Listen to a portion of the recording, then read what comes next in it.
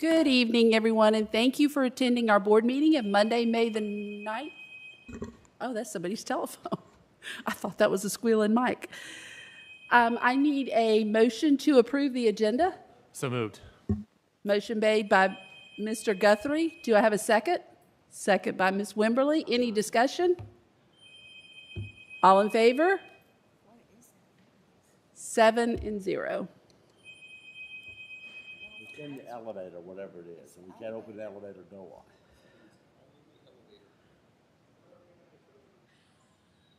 All right.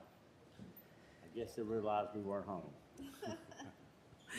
Okay, first on our agenda is our welcome and our moment of reflection. And I would like to have Mr. Pico Sanders, who is our assistant principal at Flowertown Elementary, to come up to the mic, please, and he's going to lead us in that.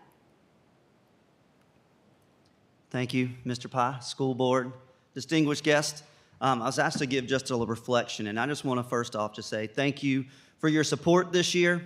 One of the things that's just really blessed my heart is, you know, with COVID, it's been like no other. And just watching and seeing some of the restrictions that have been lifted and just seeing how our students are thriving in the classrooms, it just warms my heart. And even just things that we take for granted, as simple as being able to go into a cafeteria and just to watch the kids and that excitement to come back. And I just want to thank you for your support. And I wanted to thank you for everything that you have done. And you know, it's just such a privilege to work in such a wonderful district where the kids come first.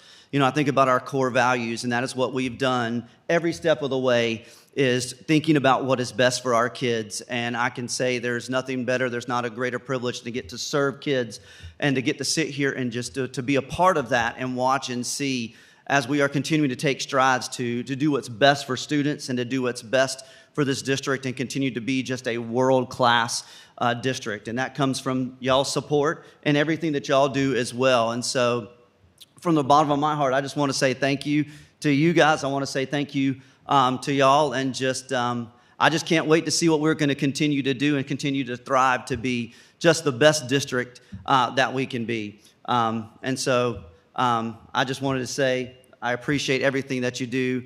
And thank you once again for your support. Thank you, Mr. Sanders. And if you would join me in standing for the Pledge of Allegiance, please.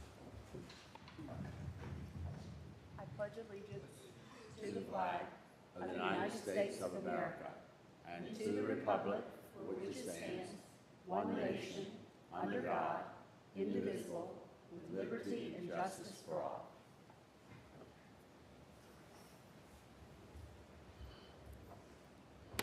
Okay, now comes the fun time. Next on our agenda is our school highlights. And we're going to go down, Mr. Pye, and give out some certificates. All right. Well, as always, I come with good news. I would like to first start with a very talented group of students from Ashley Ridge High School. If the Cyber Patriot students could please come down. And so as they're coming down, I'll tell you a little bit of everything that they were able to achieve. So the Air Force JROTC team from Ashley Ridge High School earned state and national recognition for their cybersecurity skills. They ranked as one of the top teams in South Carolina, placing first overall in the state's Cyber Patriot competition in the Platinum tier in the All-Service Division. The team beat out more than 5,000 national Cyber Patriot teams to reach the Cyber Patriot Nationals in March. Only 3 cadets could compete at the national level, and those were cadets Russell Brady, Caleb Huckabee, and Lindsay Shuford, and they placed 9th out of 26 teams. The team also competed in the South Carolina Palmetto Cyber Defense Competition.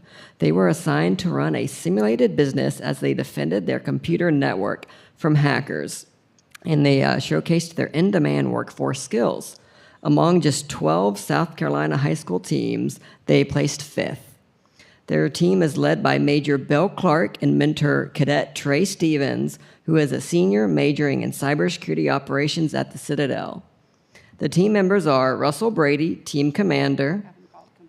If you could come forward, please. Aiden Abeza, who could not join us this evening. Caleb Huckabee, Emma Huckabee, Jade Jade Benish, Michaela Benish. That's Jade Finish. Huh? Emma Huckabee. Sorry, I read too fast. Oh, no, you're the answer. Michaela Finish. Michaela Benish, Jean Lim, Jacob Kramer. All right. Oh, and yes, Lindsay Shuford. All right, congratulations. And I will take your photo.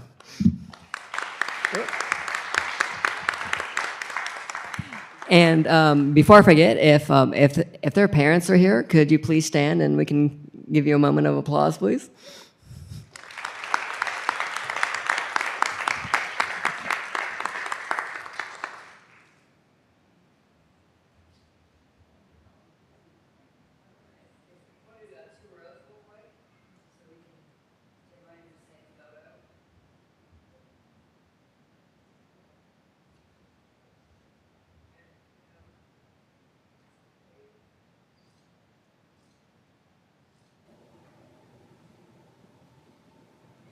Madam Chair, can I steal point of personal privilege, just 30 seconds very quickly? And to the team, unbelievable, amazing recognition and an award, national level, to bring that to DD2 is absolutely unbelievable. So thank you guys for that. But I do want to point out, I just learned tonight, Major Clark, I don't know if anybody else knows this yet, but Major Clark is going to be retiring, is going to be leaving Dorchester District 2, as well as, I guess, kind of a final salute to service. So Major Clark, I just want to say thank you. We've worked together on several projects over the years, and I know your stellar military career, what you've done in Dorchester District 2 at Ashley Ridge is unbelievable, and the lives you've changed, the leadership, the scholarships that you have afforded and been able to make a difference in young people's lives is really just something that I think should be applauded. So I just wanted to say thank you for your service and congratulations on a much-deserved retirement.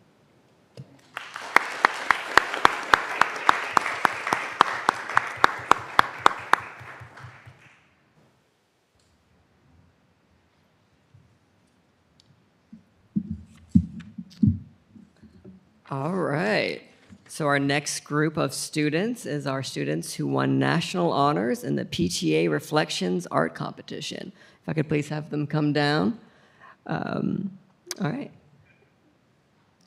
So these students earned national honors through the, again, to the National PTA Reflections Competition. And so this year's theme was Use Your Voice, I believe. And so I would like to highlight Isaac Cinnamon. He's from Somerville High School. He won the Award of Merit in Film Production. There is Isabella Davis, student at Fort Dorchester High School. She received the Award of Excellence in Visual Arts. And then also Cadence Stewart at Newington Elementary School, and she received the Award of Excellence in Dance Choreography. And before I take their photo, I would like to ask their parents who are here to please stand.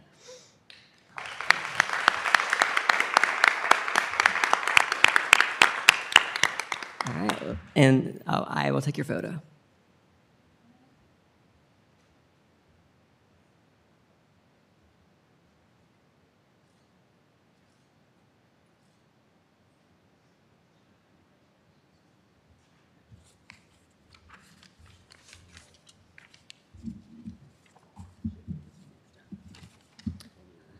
All right, and so for our final one, it's actually to recognize our incredible educators. So I want to tell you about the NAM Foundation Best Community for Music Education Award. We are honored to receive this designation. It's a national award, and received it for the second year in a row. The honor highlights our amazing music educators and their dedication to providing music access and a high-quality education to all students. The award is based on funding, graduation requirements, music class participation, instruction time, facilities, and support for the music program and community music making programs. Our fine arts and music programs are among the top in the state because of our dedicated educators' expertise, our talented students, and our diverse course offerings. We are fortunate to have the strong support of our superintendent, thank you, Mr. Pye, our board of trustees, thank you so much, our school administrators, and our community, which helps to integrate the fine arts and to make it a priority in the educational process. I would like to invite up Jason Walsh, the district's Director of Fine and Performing Arts, to receive the award on behalf of the district.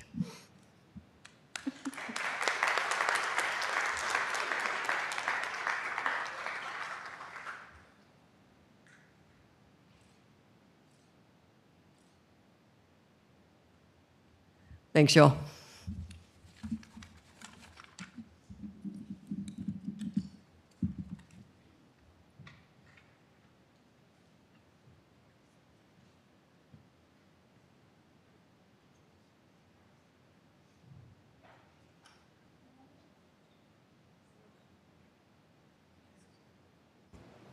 Good stuff. Boy, that's the kind of things we like to see. When we start seeing those student successes and program successes, that just really makes a statement about our district. So those are the kind of things we like to see.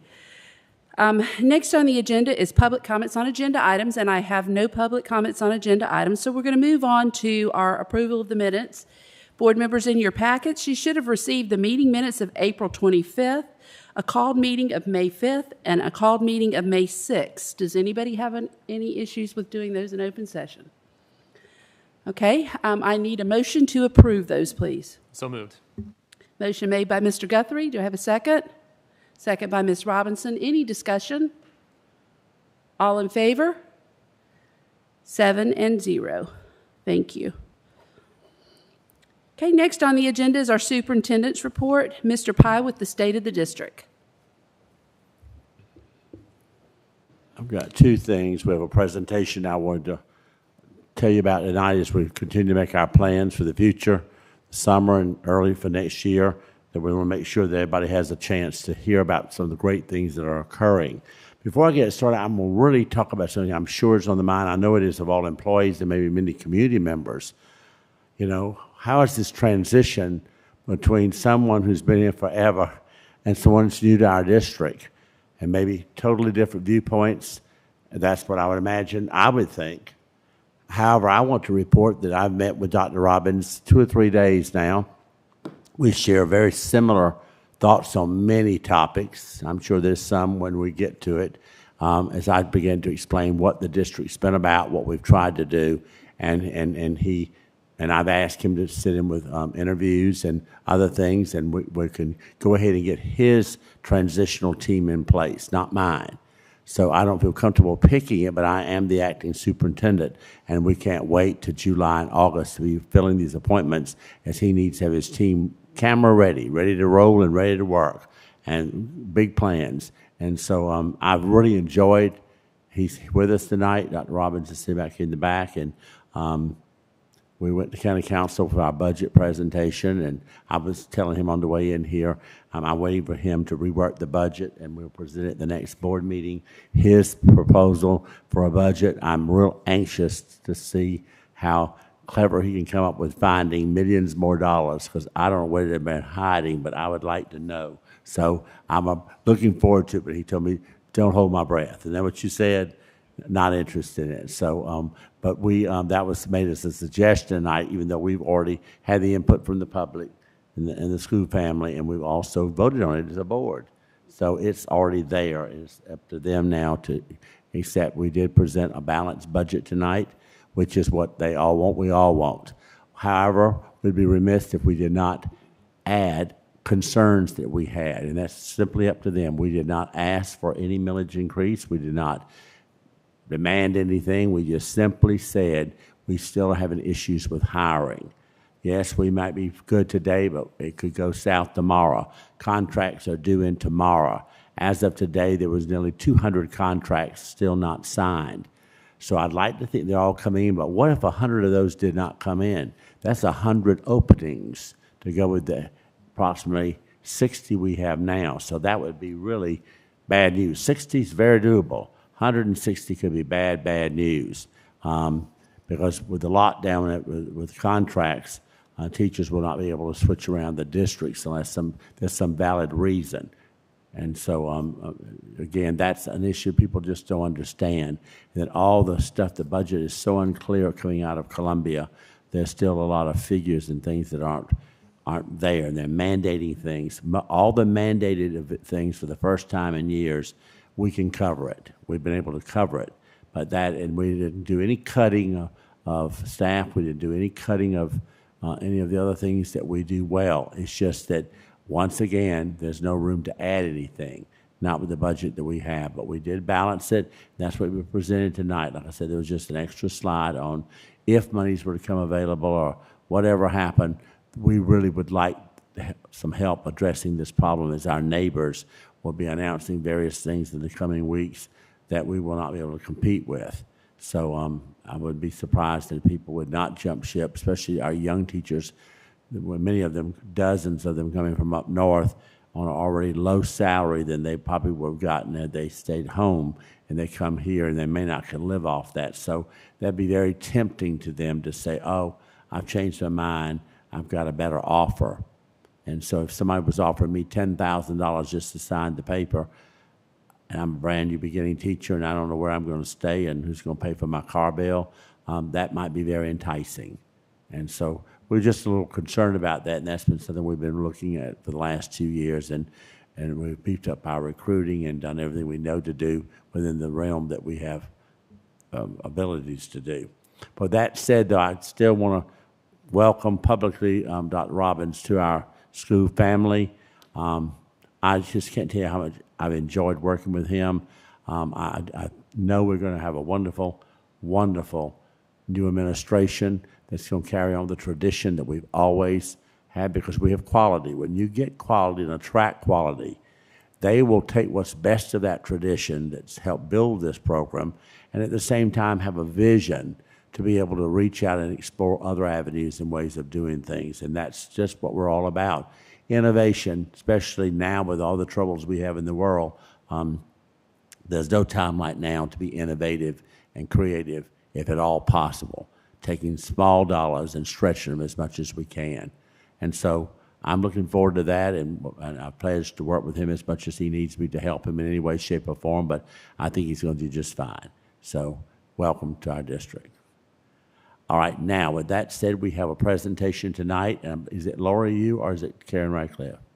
No, which one is it? Y'all keep pointing. Oh, it's going to be Kelly and Mr. Rutherford. And they're coming forth to talk about the new middle school and some of the things that are happening there. So with that, we're anxious to hear. We heard earlier, we will be hearing that our middle school is really on schedule. We're supposed to have the final inspection is actually slated for late July, which is still at least 2 weeks before the deadline that they've given us that they would be ready. So that says you have to be ready for OSF to come. So that's good that they're trying to plan 2 weeks out ahead rather than 2 weeks later. So I feel real good about that, and I think when you see it, you're going to really believe it. All right, Mr. Rutherford, our principal. All right, guys, I appreciate you guys giving me a few minutes to talk to you tonight and kind of update you on the new middle school. First off, thank you guys from the bottom of my heart for trusting me with this responsibility. I'm working hard to make sure I live up to the task and make sure that building opens on time and is a great place for kids. Before we get into the presentation, I do want to talk for a few minutes and just throw out some thank yous. Mr. Pye and Ms. Goodwin have been unbelievable in supporting, reminding, encouraging, taking things off my plate, because there's district office folks that are in charge of that. And those district office folks are part of the East Edisto Planning Committee that include Sodexo. Rhonda Grice out of procurement has been unbelievable. She's my right-hand person. I believe we may lose her one day, that she could open her own consulting firm on how to open new schools. She'd be really successful at it. Curriculum instruction, Kelly Purvis and Ms. Radcliffe have been instrumental in getting me caught back up on middle school life and what our current trends and practices are. Technology,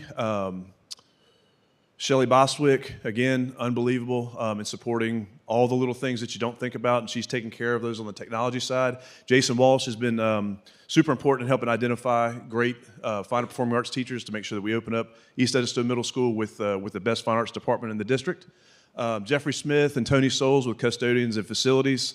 Again, phenomenal group of people to work with. Tony is super knowledgeable on school building construction. So when I sit in those construction meetings, I don't have to Google every third word I hear. I can ask him, and he kind of tells me what they're talking about. And then personnel, obviously Elena Fernari has been really important in helping us identify good teacher candidates, sending those names out, and also the fast and furious method by which they act on our recommendations and get those folks in the building. Other groups that I need to thank, the middle school principals and APs. Again, and me just getting back acclimated to being in a middle school, I've had to reach out to them a lot, and they've been super helpful. Kenny Farrell and the APs at Somerville High School have taken over a lot of the athletic department stuff so that I could start getting my hands more and more in East Edisto, and that's been a huge help. And then our 3 elementary feeder school principals, Renee Harris, Francina Gerald, and Carrie Hodge, have been welcoming to have me in their school, a part of their meetings, to get to know the kids. All right, so just a couple of upcoming meetings and events that we have. Tomorrow, obviously, we have our school board walkthroughs, and I'm looking forward to kind of showing you guys our new building. And I think I've got all the rooms memorized, what they're supposed to be, so I can kind of show you all around. We'll have an East Edisto planning meeting on June 1st. The overhead inspection, which is a huge step towards getting that final inspection ready, is scheduled for mid-June. And one of the strategies that Thompson and Turner is going to use to make sure that final inspection goes well, they're going to have 2 classrooms mocked up, completely done.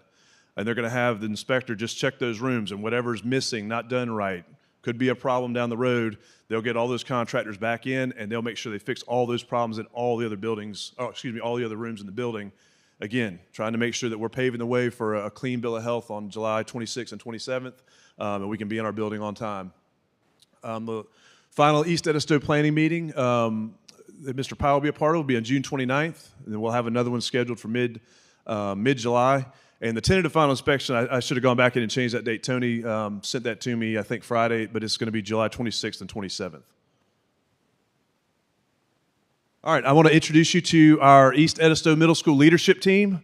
We have Brad Rogers joining us from Oakbrook Middle School. Sarah Dean is in the audience. She's coming to us from DuBose, and Tiffany Harris from Somerville High School. We just had our second East Edisto administrative meeting in the district office just before the board meeting, and we were talking about making sure we take care of our teachers and how important relationships are in that process. So they're on board 100%. I feel like I've got one of the better teams in middle school. So again, thank you to Mr. Pye and Elena and Karen for making sure that we kind of work those teams out. Our school counselors, again, another phenomenal group. Denise Deppenbrock is joining us from Fort Dorchester Elementary School. And then Jamie Frank O'Connell and Sean Davis are coming back to the school district. They've been at Palmetto Scholars Academy. I had the honor and privilege of working with them when I was at Oakbrook a few years back. And they were some of the first phone calls I made to see if they might be interested in us getting back together and make sure we take care of kids. We are in the process of cranking up our School Improvement Council and our PTSA. Actually, Ms. Harris is doing the research on how to start up a PTSA, and I know that from Brad's history, he's worked with SIC at a couple different schools, so I'll be working hand in hand to make sure that we get those folks involved. I've used the term or the example from sports. Our best sport teams at Somerville High School are the ones that have the most parent involvement. And so if we want to have the best middle school in the area, we have to have the most parent involvement. And these are 2 conduits to make sure that happens on a regular basis and in an organized manner that supports the school mission and vision. All right, so we got our little East Edisto PBIS slogan. At East Edisto, we howl, helping others with leadership and love. And kind of the bulleted items underneath that help explain my philosophy of what I think a middle school has to be all about. Our students need to leave us at or above grade level in reading and math. I mean, that's where the bar is. We have to get them there or higher so that when they get to Ashley Ridge or Somerville High School, they're ready to take an active role in participating in their programs offered at the high schools. And I should have moved that last bullet up, they also still need to love coming to school. I mean, that's almost like goal 1A or 1B. Because if we produce students that are at or above grade level in reading and math and they still love coming to school when they go to 9th grade, they're going to be fine. The high schools will not have to worry about them as a part of their graduation rate, and I'll know that down the road they're going to be successful adults once they leave our school system. Other things that are important to me to make sure we're working on is developing a growth mindset, where students understand that while they might not be good at something today, there is a pathway to getting good at that skill or that learning that information for that class, getting better at that sport or that club or the band, and then developing grit. That inner ability to see challenges in front of you, not obstacles, and to know that given the proper resources, any challenge can be solved. So a day in the life of an East Edisto Middle School Wolf. We will have 7 classes per day with a lunch and courtyard block. We'll be following the middle school model that's been trusted and supported by research for a number of years, where we have interdisciplinary teams to create small learning environments. We have a rotating core period for differentiated instruction and remediation. So basically, our kids will get an extra period per week with each of their core teachers throughout the day. And what that allows time for, so when you talk to teachers, one of the hardest things to do is teach the skills that the kids should have already gotten when they walked in the classroom. And especially post-COVID, that's really, really important, especially because we pile up in front of our teachers these curriculum pathways that are pretty lengthy. So they feel like they need to spend most of their time on pushing the curriculum forward. This core extension period allows for them to reach back and do some of that spiraling backwards to provide some instruction and support that may have been missed along the way, while during their regular core periods, they continue to push forward in the curriculum. And that was a concept that the middle school principals came up with. That's not an East Edisto thing. And then they'll have 2 elective or intervention classes per day. All right, so our fine performing and related arts offerings, we have a pretty full slate. I won't read the whole list to you. I can tell you that as of today, we have a pretty spectacular teacher in every one of those spots, except for piano, and I think we have a recommendation in for someone that our chorus director recruited over to us. So hopefully we're able to close that deal this week, and then all these positions will be filled. Extracurricular activities, and this is just part of our parent presentation. Again, it goes back to building grit, self-efficacy. I really like that part, number 2 on that list. Middle school students in general can be a little self-centric, where they only see the world through their eyes and not the impact that their behavior and all that has on the things around them. Being a part of extracurricular activities helps develop that sense of self-efficacy. I have a role here, and my role impacts the people around me. And then I'm going to skip on down to number 6. It also multiplies our kids' skills in working through differences. And that's always something that's a challenge for middle school age children. So providing extracurricular activities helps manage and develop that skill in them as well. So some of the extracurricular activities that we know, because they're just a part of what we do in Dorchester too, we'll be a part of the Beta Club, the Junior Beta Club. We'll have a yearbook, Fellowship of Christian Athletes. One of the things that I had down at Oak Brook when I was there was a Principals Leadership Council, and it was basically a group of students from around the school that we met with on a periodic basis. Back when we used to do the school highlight thing, where one school would come do a presentation, I guess every board meeting. It was a long time ago, but those kids actually put that presentation together and came to the board meeting and did the presentation. So we're looking at instituting that again, and we'll also have the Dorchester 2 Middle School Athletics program, volleyball, wrestling, and then boys and girls basketball. Now, what our Wolves are asking for. We've visited all 3 feeder elementary schools and talking with Mr. Wilson. These are the kind of things that our kids want to be a part of. And yes, Mr. Pye, we will have archery. We have 2 teachers that are going to go do the training over the summer. When we had one of our first teacher meetings, I talked to them about how important that was, and middle schoolers can be taught to use a bow and arrow safely. I've seen it. I was nervous, and I was hiding behind a wall while I watched them practice, but they did it. They did it fine.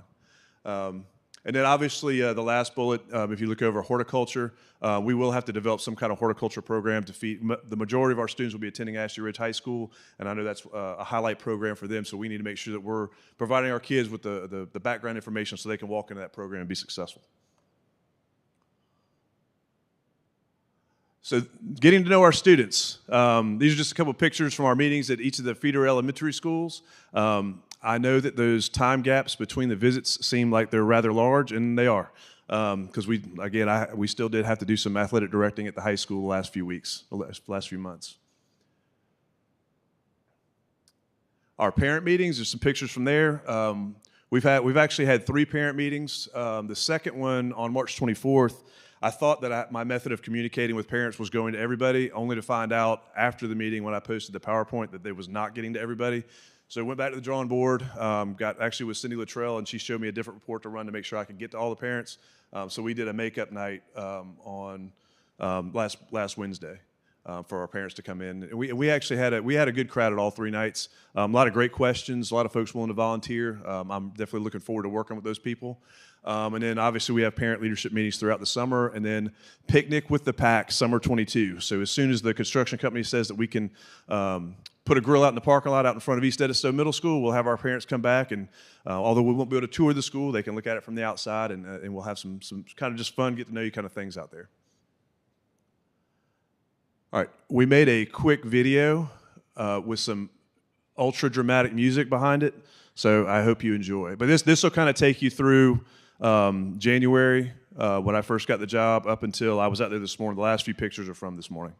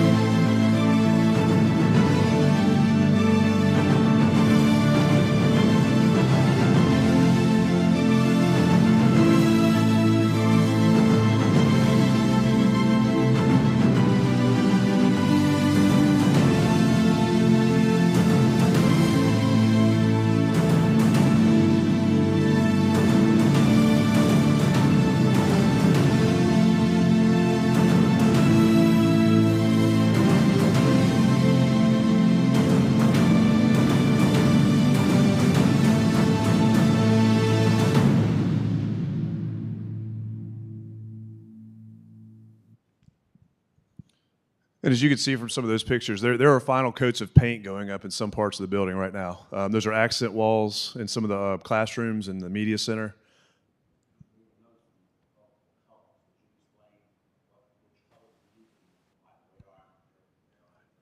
So the color palette, I guess, is coastal colors. And so there's a coastal purple that will be on the 8th grade hallway, seafoam blue, 7th grade, and then it's a darker green on the 6th grade hallway. And then the main hallway that runs left to right, it'll have the navy blue that's a part of the school colors. And then the orange is interwoven throughout the school. And it's also neat too, like the tile color, like everything on those grade level hallways, the accent wall in the classroom, some of the decor along the top of the walls, it all matches going all the way down. So you basically have color-coded hallways, which is pretty neat. But the colors are all very, very beautiful. And like the purple, the first classroom I walked in last week, they'd already had the purple wall up, and it really pops. It's pretty neat looking. So your actual school colors are what? Think Chicago Bears, navy blue and burnt orange. Okay. Not Clemson Tigers.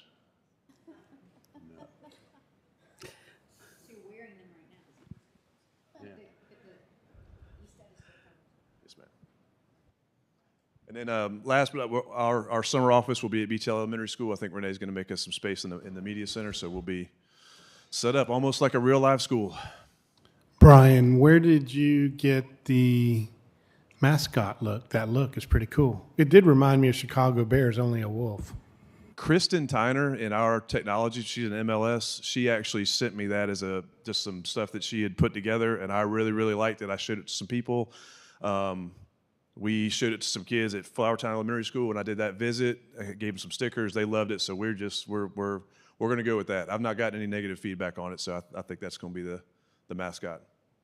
Well, Brian, you look really excited, and you just look like you're just ready to go. Yes, ma'am. So I wish you all the luck. If they gave us the keys tomorrow, we'd be out there tomorrow. Here we go. Thank you. With the music, I was waiting on Spider-Man or Captain America to jump out of the hallway. I was trying to decide what music to use, and I was like, you know what, let's go over the top. I did want to point out just quickly, and I will say one thing Brian didn't really highlight, but I will. The student meetings that you had, I heard from several teachers, administrators, and folks at those schools where you held those meetings with the elementary students. And what's unbelievable to me is for you to get that buy-in. Not only, to be very clear, it's not just their vision and mission. Like, they legitimately asked these elementary kids, these fifth graders, rising fifth graders, what do you want this school to look like? Like, what is your mission and vision? And some of the answers you got were pretty cool. What we did at each elementary school, we provided them with their mission and vision for that elementary school and asked them to circle 5 words that were important to them in there. And then we had some follow-up questions like, what are the things that you do here that you would love to see at the new middle school? Yeah, so how cool is that from the ground up? So these kids have buy-in, and I'm excited for you. I'm excited to see it tomorrow. Any other questions, comments? Thank you, Brian. Thanks, guys. Mr. Pye, are you done with your? I'm done. Okay. I'm done. Okay, so then we're going to move on to the next item on the agenda, which is our personnel report. In your packets, you should have received the resignations for the 21-22 school year. Does anybody have an issue with doing those in open session? Okay, I need a motion to approve those. Motion made by Ms. Crosby. Do you have a second? By Mr. Farnsworth. Any discussion? All in favor? 7-0. Thank you. Okay, next on the agenda is new business. And to begin the new business, it is our SCSBA Day at the Capitol update. And we had several board members actually go to that Day at the Capitol. So would any of you like to share your thoughts on that visit? Well, I'll just say it was very successful. And sometimes it is and sometimes it isn't, but they all found us, and they all spoke to us for at least 15 minutes, if not longer. So I felt it was so worthwhile going. That was just my input. And they listened. Yeah, beyond it being an election year for them and them paying more attention, definitely a productive conversation. So definitely enjoyed it. One way to say that is they were being very nice, because they want your vote. But it was a good day. Okay. I think I'll echo the same thing. I agree. It felt like a very productive day. We had some good conversations and felt like really our representatives were listening to what we had to say. So it's a good day. Well, we were definitely, I think I'll tag on to what all of you have said. It was definitely a very good day because we were really concerned because of the fact that they were all in session.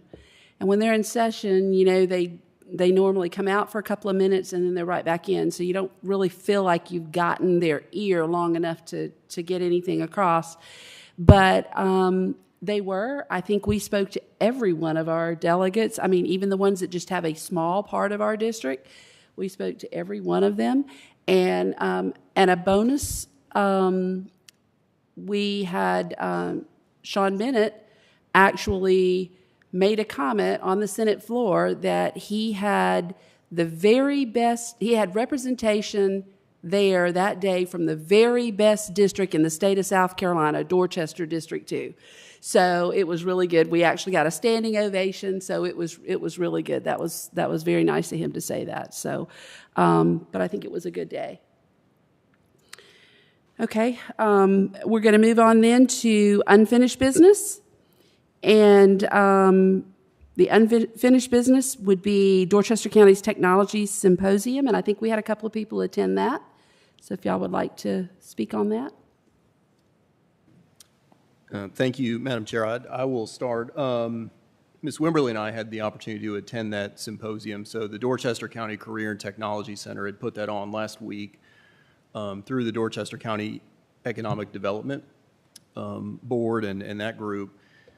It was attended by the Lieutenant Governor. So Lieutenant Governor Evett was there, gave some really good remarks. And one thing that she really highlighted in looking at career and technology readiness, looking at the fact that, and I think the pendulum has started to swing back for a long time. Everyone had kind of pushed 4-year degree. You go to college, you get a 4-year degree, or else nothing else really matters. But I think over time that has now swung back to the fact that manufacturing, career and technology education, the trades, for kids who are not going to go get that 4-year degree, I think these are extremely viable options, and not just viable options, but options that will give these students a significant career path to their future. And one that I just want to highlight, there was a kid there, I say kid, but he's at Fort Dorchester High School right now, Trayshawn, wrote his name down, Trayshawn Rivers. So he's a student at Fort Dorchester High School. He attends the Dorchester County Career and Technology Center, but he also has a paid apprenticeship at Cummins Technology. So this guy, he's a junior. I want to say he might be a junior, getting paid pretty good money, working at Cummins, for lack of better words, pretty much guaranteed a really solid job, profession, career, wherever he wants to go when he's done with that. So again, it's really unbelievable. And so that partnership, I just wanted to highlight that partnership between the Dorchester County Career Center and what DD2 is able to accomplish, what we're able to accomplish together. And it was just a really good showcase. So I appreciate the opportunity to attend that. I agree. I think it was really an exciting day because it's nice to see and hear how many opportunities and options there are for our students. And I think a lot of the stories that we heard, it's kind of tugs at your heartstrings because it's maybe students who didn't necessarily think they had opportunities. And so I think, Mr. Farnsworth is right. The pendulum is swinging, and I think it's very important. It's a responsibility of this school board and this district to make sure that our students and our families and this entire community know that those opportunities are out there for every single student. And we've got to help. Our job, is to help direct them. And I came back super excited that next day and talked to Mr. Pye about some of the stuff I heard. And, I think it's a huge positive for our students, which, at the end of the day is always a great thing. So it was a good day. Thank you, Mr. Farnsworth and Ms. Wimberly. Does anybody have any questions or comments for them? Okay, thank y'all. Okay, next on the agenda is public comments, and I have 2 public comments, and we are going to begin with Ms. Kelly Bates.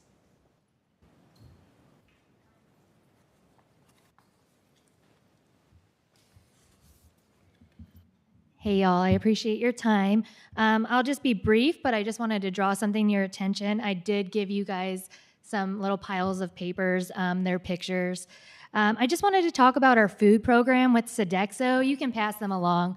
As I've been hearing from a lot of parents in the district that are just saying that the food is no longer, edible or to the standard it used to be. It's kind of declining. I know we saved a lot of money with Sodexo. However, as you can see in the images, some of those pictures are provided from parents within the district. I also have a lot more, as well as some comments I'd be happy to email you. However, when looking for a solution, I stumbled upon Greenville County Schools Food and Nutrition Service, and those are the second stack of papers. They have immaculate, amazing. I'm just blown away by their food program. Obviously, I don't know financially what they do or logistically what they do, but I did reach out to them, and they said they'd be willing to meet with somebody from the board. They said they would meet with me, but obviously, in my capacity, there's not a whole lot I could do. However, I'd be happy to pass that information along with you to just maybe research a little bit more, and even if that's not attainable, maybe something like a happy medium to just get our food up to a better standard for our kids, because I know with COVID and the free food program, we were saving money. However, I know, like, as a substitute teacher and seeing the food firsthand in the schools, it's not always that great. So just something to think about. And if you would like that information, I'll email it to the entire board for you to reach out to them. I think that would be a great idea, so Okay. that, and we, most of the board members know board members actually on the Greenville County Board, so we could probably schedule something to talk with them as Yeah, well. I think that would be wonderful. I know they have their own like pit master to do like barbecue. They partner with local farms to get fresh fruits and vegetables, and there's a couple other things that I've been following them on. So I definitely recommend looking into it to see if that's something we can maybe marry with what we're doing now. Yeah. I appreciate you. Thank you. Sudoku's right back there, Gail. Okay, next up is Jason Brockert.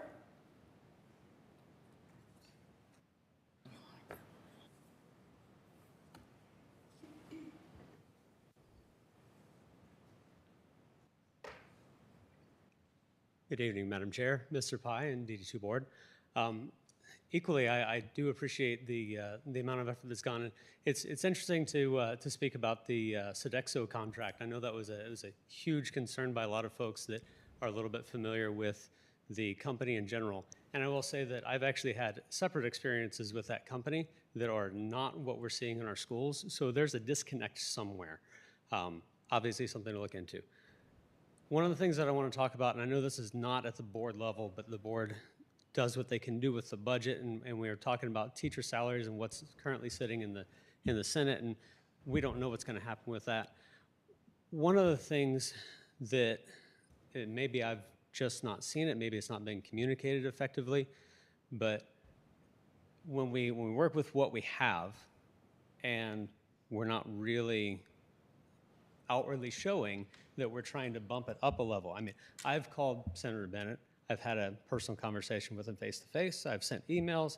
I've done everything that I can as a citizen to try to voice my concern that we are not retaining the quality educators that we should be retaining in the state of South Carolina in general. This is not a DD2 problem, right? You all know that.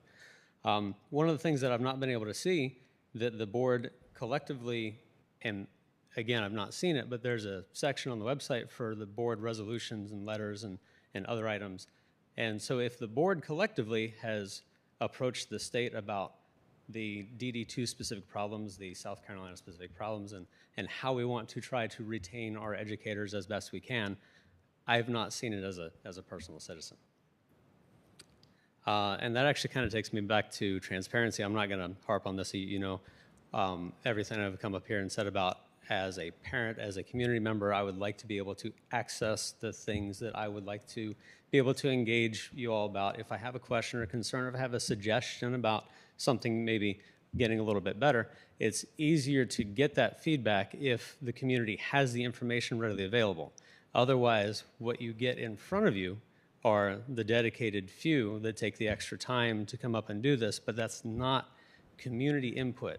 That's just input from the few that have the time. So I'm really looking forward to, I've been told that there's going to be some additional work on transparency and making things easily searchable when we talk about policies, and we put out a policy, but it takes like 17 clicks to get down through to where you can actually find it.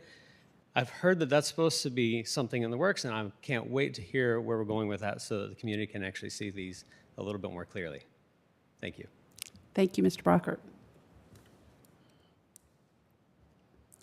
Okay, next on our agenda is our teacher forum update.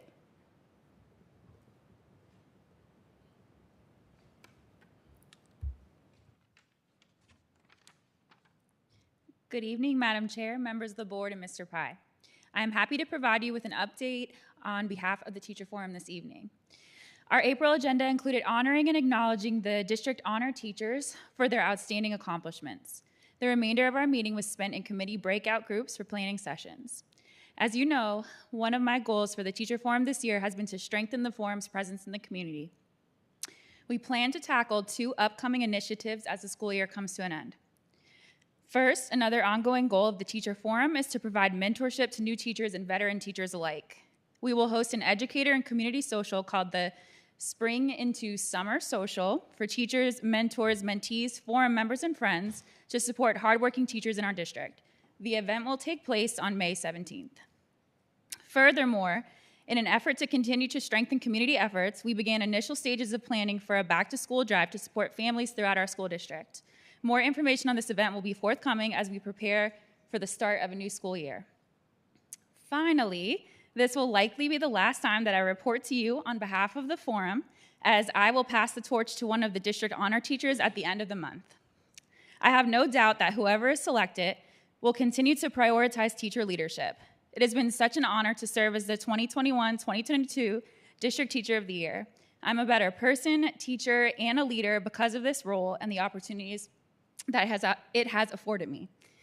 Thank you for all that you guys have done and continue to do to support me in this position throughout this past year, and for all that you will continue to do for teachers and students in our district moving forward. Thank you so much.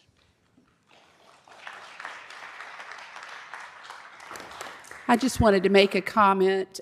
We did have our Teacher of the Year gala this past week, and I apologize. I have some very beautiful pictures I really wanted to show of our representative from Dorchester 2 walking the red carpet.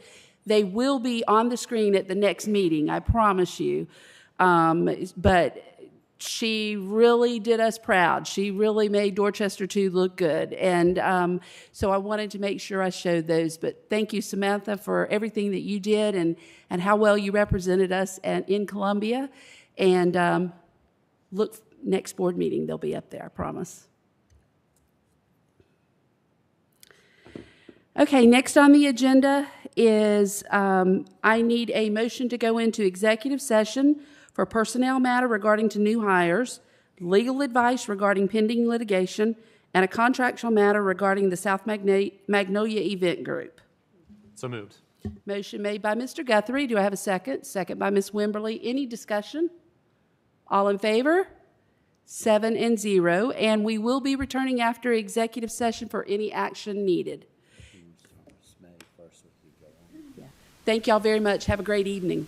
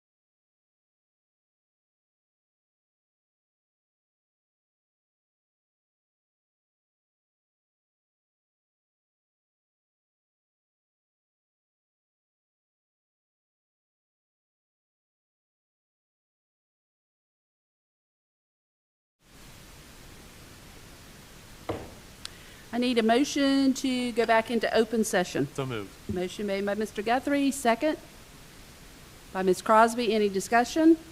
All in favor? 7-0. Do we have some motions on the floor? I make a motion that we accept, that we, we're not going to accept it, are we? No, I was thinking about the SMEG thing. Yeah. I make a motion that we are still in negotiations with SMEG. Okay, I have a motion that we enter into negotiations with SMEG or allow our attorney, in-house attorney, to enter into negotiations with SMEG about the current contract. Seconded by Mr. Farnsworth.